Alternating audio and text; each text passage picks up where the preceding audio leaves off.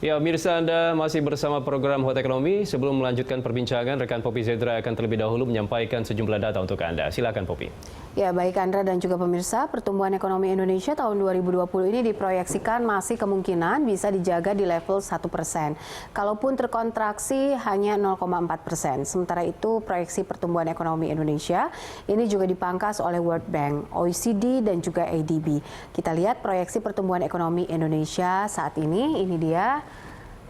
Oke, kalau kita lihat pertumbuhannya untuk ekonomi Indonesia tahun 2020 menurut Bank Indonesia rentangnya adalah 0,9% sampai dengan 1,9%. Sementara menurut ADB ini minus 0,1%. World Bank tetap stagnan di angka 0%. Kemudian OECD ini berada di rentang minus 3,9% hingga minus 2,8%. Sementara itu IMF memproyeksi di 0,5%.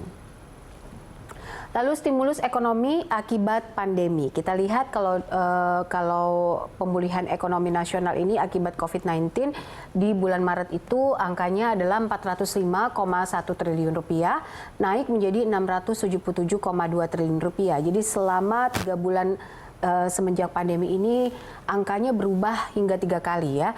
Kemudian di pertengahan Juni juga naik lagi menjadi 695,2 triliun rupiah dan saat ini angkanya melonjak menjadi 905,1 triliun rupiah. Lalu kita lihat lagi untuk realisasi stimulus ekonomi yang masih rendah dari sisi perlindungan sosial. Nah, ini totalnya adalah sekitar 203,90 triliun rupiah, namun realisasinya adalah baru 28,63%. Untuk sektor insentif usaha, angkanya 120,61 triliun rupiah dan baru terrealisasi sekitar 6,8%. Stimulus sektoral dan juga Pemda ini 106,11 triliun dan baru terrealisasi di 3,65%. Sementara untuk sektor kesehatan, angkanya sekitar 87,55 triliun rupiah dengan realisasi saat ini senilai 1,54% dan juga insentif UMKM. Ini angkanya cukup besar yaitu 123,46 triliun rupiah, namun baru terrealisasi sekitar 0% ya, 0,06%. Ini yang harusnya bisa menjadi perhatian. Kemudian untuk pembiayaan korporasi ini sekitar 53,57 triliun, sementara realisasinya belum ada, alias 0%. Lalu kita lihat lagi selanjutnya untuk terobosan percepatan pencairan stimulus ekonomi. Ini yang pertama adalah peraturan teknis pendistribusian dan juga pelaksanaan stimulus ekonomi di lapangan harusnya diselesaikan setidaknya 1 hingga 2 minggu setelah stimulus diumumkan sehingga lag time-nya itu tidak terlalu lama begitu ya. Kemudian transparansi dan juga sosialisasi yang memadai dari pemerintah ini kepada pelaku usaha khususnya terkait cara memperoleh atau mengklaim stimulus. Ini yang juga tampaknya masih banyak yang belum mengetahui soal ini. Kemudian perlu ada target pencairan stimulus kepada lembaga-lembaga dan juga penyederhanaan mekanisme distribusi stimulus sehingga lebih direct dan juga cepat kepada pelaku usaha. Lalu untuk stimulus fiskal berbagai negara.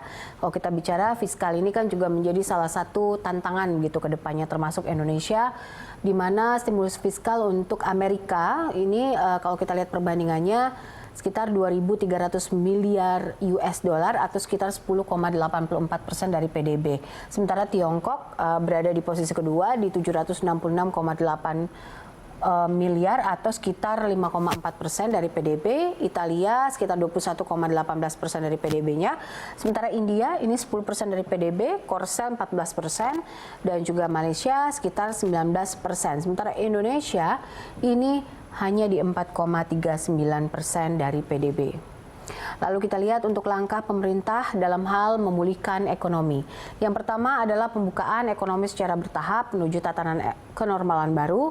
Kemudian program pemulihan ekonomi nasional yang angkanya sampai saat ini adalah sekitar 905 triliun tadi.